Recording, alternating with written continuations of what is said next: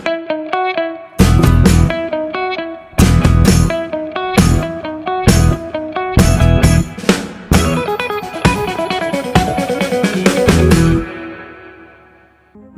हमारा नाम आदर्श है और आप देख रहे हैं AKM टीवी।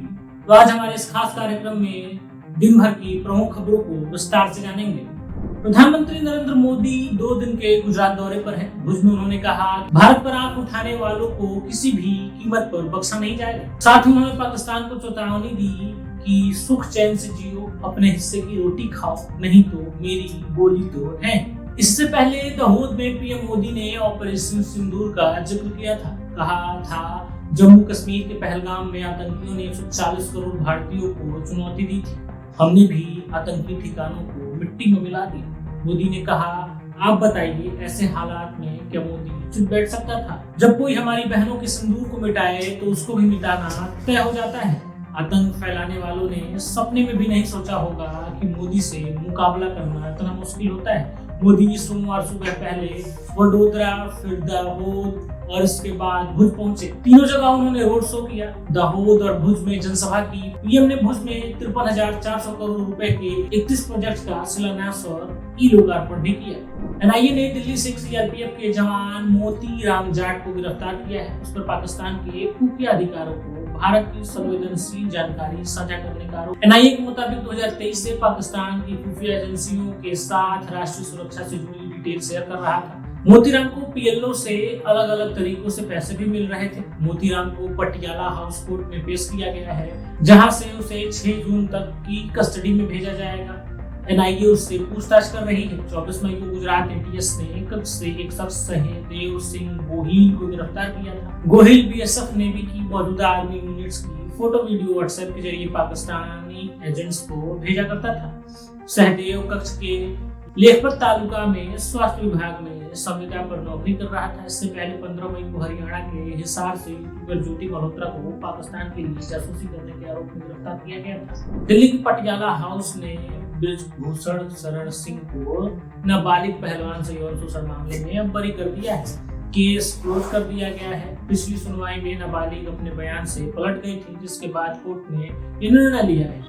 यौन शोषण का मामला क्लोज होने के बाद गोंडा में जश्न का माहौल है। नाबालिग ने 1 अगस्त 2023 को बंद कमरे में हुई सुनवाई के दौरान कहा था कि उसने किसी राजनीति के भावनात्मक दबाव में आकर ये आरोप लगाए थे। ऐसी कोई घटना नहीं घटी थी जिसमें वह खुद को पीड़ित मानती हो। इस बयान के बाद कोर्ट ने इसे गंभीर परिवर्तनीय साक्ष्य माना।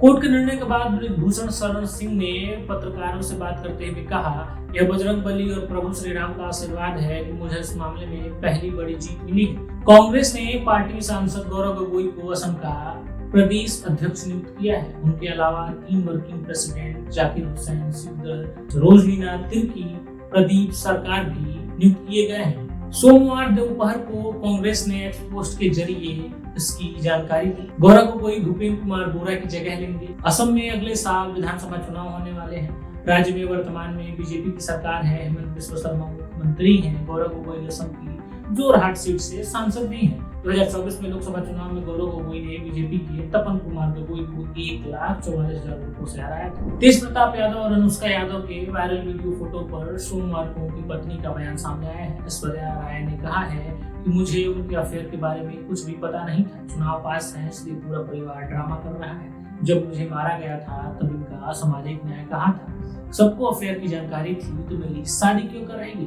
सोशल मीडिया पर बेटे को घर से निकाल देना कोई अलग करना नहीं होता। कल ही राबड़ी देवी तेज प्रताप के घर गई होंगी, उन्हें समझाया होगा सब ड्रामा है। राबड़ी देवी ने उनके आंसू पोंछ कर कहे होंगे, बेटा चुप रहो, हम सब ठीक कर देंगे।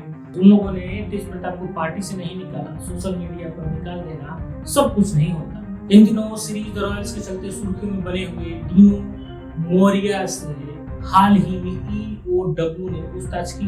सोमवार को दोपहर 11 बजे बयान दर्ज करवाने के लिए कार्यालय पहुंचे थे। डीनू मोरिया का नाम मीठी नदी घोटाले के मुख्य आरोपी केतन कदम के कॉल रिकॉर्ड से सामने आया है। फ्री प्रेस जर्नल की रिपोर्ट ने ईओडब्ल्यू से जुड़े सूत्रों के हवाले से बताया कि डीनू मोरिया और उनके भाई सेंटिनो को आज पूछताछ के लिए बुलाया गया था। आरोप है कि डीनू मोरिया और उनके भाई सेंटिनो की मीठी नदी घोटाले के आरोपी केतन भगत से बातचीत हुई थी। भारत और इंग्लैंड के बीच अगले महीने होने वाली टेस्ट सीरीज के डिजिटल ब्रॉडकास्टिंग राइट्स अब जियो हॉटस्टार ने खरीद लिए हैं। हालांकि टेलीविजन राइट्स अभी भी सोनी टीवी के पास ही मौजूद है। क्रिकबज़ की एक रिपोर्ट के अनुसार जियो और स्टार ने एक महीने के अंदर सोनी के साथ डील पक्का किया है। भारत और इंग्लैंड के बीच 5 टेस्ट सीरीज 20 जून से शुरू होगी। मैचों का प्रसारण टीवी पर सोनी और ऑनलाइन जियो हॉटस्टार पर किया जाएगा। जियो हॉटस्टार पर ही इन दिनों आईपीएल की ब्रॉडकास्टिंग भी चालू है। व्हाइट बॉल सीरीज भी आप जियो हॉटस्टार पर ही देख सकेंगे। सोनी और जियो स्टार के बीच हुआ यह टेम्पोररी एग्रीमेंट अगले साल तक जारी रहेगा। भारत को 2026 में इंग्लैंड दौरे पर भी जाना है।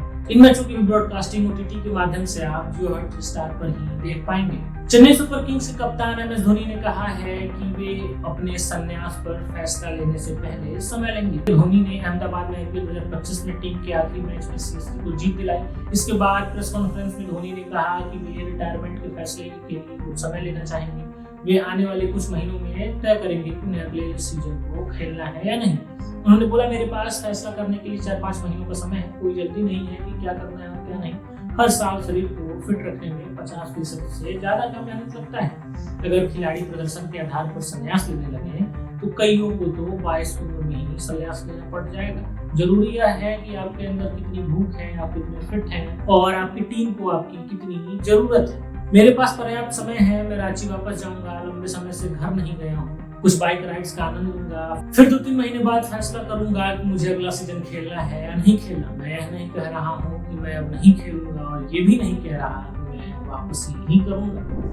भारत में कोविड-19 के मामले लगातार तेजी से बढ़ रहे हैं। देश में कुल मामलों की संख्या 1010 हो गई है। देश में कोरोना के सबसे ज्यादा 430 मरीज केरल में है। वहीं राजस्थान, महाराष्ट्र, बंगाल और कर्नाटक में कुल 9 मरीजों की मौत हो गई है। हालांकि इनमें से कईयों को दूसरी गंभीर बीमारियां भी थी। इसके अलावा महाराष्ट्र में 209, दिल्ली में 104, गुजरात में 83 और कर्नाटक में 47 के शामिल हैं। उत्तर प्रदेश में 15 मरीज मिले हैं। आईसीएमआर के डायरेक्टर डॉक्टर राजीव बहल ने बताया कि अभी तक देश में 4 वेरिएंट शामिल हैं। इनमें LF7, XFG, JN1 और NB1.8.1 वेरिएंट शामिल है। सोमवार को बिहार में पटना एम्स के एक डॉक्टर और एक 31 साल के व्यक्ति में भी संक्रमण की पुष्टि हुई है। यह राज्य का पहला मामला है। वहीं पश्चिम बंगाल में 4 और लोगों को कोविड-19 की पुष्टि हुई है, जिसके बाद एक्टिव केस बढ़कर 12 हो गई है। 23/25 को अमेरिका के होमलैंड सिक्योरिटी विभाग ने हार्वर्ड यूनिवर्सिटी को एक नोटिस भेजा है। इसमें कहा गया है कि यूनिवर्सिटी अंतर्राष्ट्रीय छात्रों को दाखिला नहीं दे सकती है। हालांकि नोटिस मिलने के कुछ घंटों बाद बोस्टन की एक संघीय जज एल्सन बरोज ने DHS की कार्रवाई पर अस्थायी रोक लगा दी है। ये रोक करीब 1 हफ्ते तक लागू रहेगी। इसके पहले होमलैंड सिक्योरिटी विभाग ने हार्वर्ड के students and exchange visitor programme को भी रद्द कर दिया था। इसके बिना कोई भी यूनिवर्सिटी विदेशी छात्रों को वीजा के तहत पढ़ने की अनुमति नहीं दे सकती है। इसका मतलब है कि हार्वर्ड में पढ़ रहे 6793 विदेशी छात्रों को या तो किसी और यूनिवर्सिटी में जाना होगा या अपनी वीजा स्थिति बदलनी होगी। मुकेश अंबानी के नेतृत्व वाली telecom company Reliance Jio ultra high speed internet service के लिए बड़ी प्लानिंग कर रही है। कंपनी ने अपनी वाईफाई सेवाओं में विस्तार के लिए टेलीकॉम डिपार्टमेंट से 26 गीगाहर्ट्ज बैंड में रेडियो तरंग के इस्तेमाल की मंजूरी लेने के लिए संपर्क किया है। जियो ने डॉट से यह रिक्वेस्ट पिछले सप्ताह ही किया था। हालांकि डॉट की ओर से जियो के भेजे गए ईमेल का फिलहाल कोई भी जवाब नहीं मिला है। टेलीकॉम एक्ट के मुताबिक 2022 की नीलामी के लिए बोली दस्तावेज में यह स्पष्ट रूप से कहा गया है कि यदि 5G के लिए आवंटित स्पेक्ट्रम का उपयोग अगर कंपनी किसी दूसरी टेक्नोलॉजी के लिए करती है तो उसके लिए पहले से मंजूरी लेना आवश्यक है। नोटिस इनवाइटिंग एप्लीकेशन यानी कि NIA के अनुसार किसी भी अलग टेक्नोलॉजी को लागू करने के मामले में कम से कम 6 महीने पहले नई तकनीक के बारे में जानकारी दी जानी चाहिए। अब देखना यह होगा कि इस मामले में आगे क्या होता है। तो आज हमारे इस खास कार्यक्रम में अभी के लिए बस इतना ही। खबरों से जुड़े रहने के लिए जुड़े रहिए हमारे चैनल के साथ। वीडियो को लाइक करिए, चैनल को सब्सक्राइब करिए और कमेंट बॉक्स में सुझाव देना ना भूलिए। धन्यवाद।